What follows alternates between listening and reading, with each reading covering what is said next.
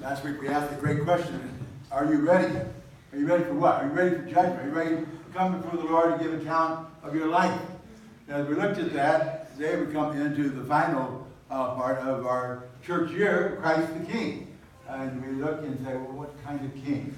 Does it make a difference maybe in how I do really live out my life in that relationship with Him? Christ the King. I sometimes think of king. You ever played King on the Mountain when you were a kid?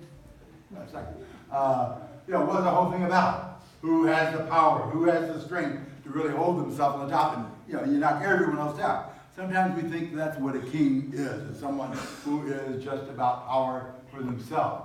If we think of that as Christ the King, then we probably are going to have a hard time wanting to live the Christian life. But we look today at the gospel, and John, do you notice it was from John? Again, what do we do every time we look at John? Numbers, the first thing, huh? How many numbers were there? Well, you didn't hear them directly because you had to add them up as you went along. And I'm glad you weren't trying to do that.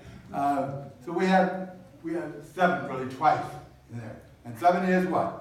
It is always about a covenant. It is always about the marriage of the Lamb, the union that we have with God the Father and the Christ, who is the bridegroom. And so we look at John and say, what is he showing us here? Because that's what it's going to come back to, is this marriage of the Lamb.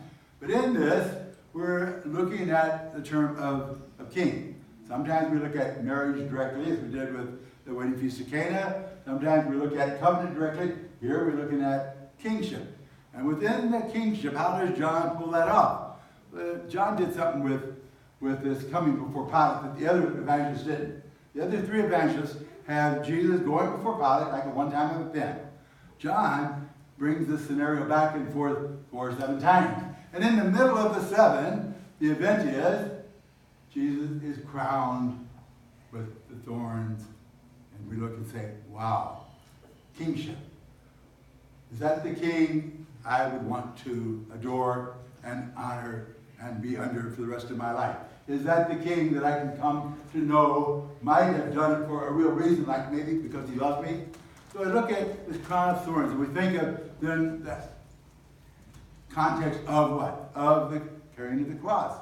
Again, I have to keep going back to Mel Gibson's Passion. Again, if you haven't seen it, take time to see it once in your life anyway. The movie The Passion, Jesus gets to the top of the mountain, he's carrying this cross, and with every bit of strength he's got, he gets to the top, and the cross falls, and goes thump, thump, bounces off the ground, to make sure you noticed the cross. And then Jesus, what? Crawls to mount the cross. That is his throne. So he's crowned with thorns, his throne is a cross. And it's like, wow, what kind of king is this? And we discovered today what kind of king it is because of the reality here. It says, my kingdom is not of this world. My kingdom is of another world. Now, how do we come to that? How do we know that we're listening and following him? What is this in the gospel today with? Truth. Truth. And Pilate will ask later, said, and what is truth? Just those who seek truth will find Christ. It's one reason the church is not really too often concerned sometimes about members who belong to other persuasions of the Christian faith or even others. And so we pray at Easter time for all peoples, and everyone who's seeking the truth will come to know Christ before they can get into heaven, one way or another. They're going to come to know Christ. And so we might think of example of Cardinal Newman. John Newman. He was an Episcopalian priest, and he tried to present an argument showing that the Catholic Church was not the true church. But in that process, what he did was start looking at the fathers of the church, started studying history, and he said, he had no choice except to join the church. But in the process, one of the things that happened was, John was ready to wrap up his career as an Episcopalian. He was a college professor. He had a pretty good salary. They said the salary is equal to about $100,000 a year today. That would be a really good salary in my book. So he's looking at the salary, and his buddies are saying, wait a minute, what are you doing? It might be one thing to join the church. It's another thing to leave a salary like this. How can you do that? And he said, what is my salary compared to one mass? What is my salary compared to one mass? And it really kind of summarizes what this is all about today. Because the covenant is what? I will make a new and everlasting covenant. Where is this throne of the cross? On the altar. We're called back to John, book of Revelation. As John brings it to the end, what do we see? I saw one as a lamb standing on the altar with what? nations, all nations worshiping him, and all those who have gone before, all those who have been martyred for the sake of the faith, they're gathered around that throne, around that altar, as well as all the angels.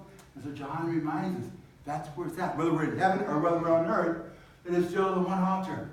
Still the one altar of sacrifice where Jesus Christ, who is the King of Kings, Lord of Lords, for all eternity, is present to us in a very visible way. He's not just up there somewhere that one of these days, we hope to get there and we'll see him. But no, he's here, right here and now, on this altar with us, saying, here I am. I am the King of Kings. Seek the truth. Seek the truth, he says, and you will be brought to this treasure of great price. What is my salary compared to even one Mass? Today, as we offer this Mass, as we come to the end of the church year, let us reflect ourselves on this King of Kings who comes before us. How dedicated, how concerned am I of doing the will of the Father in order to share in that eternal covenant.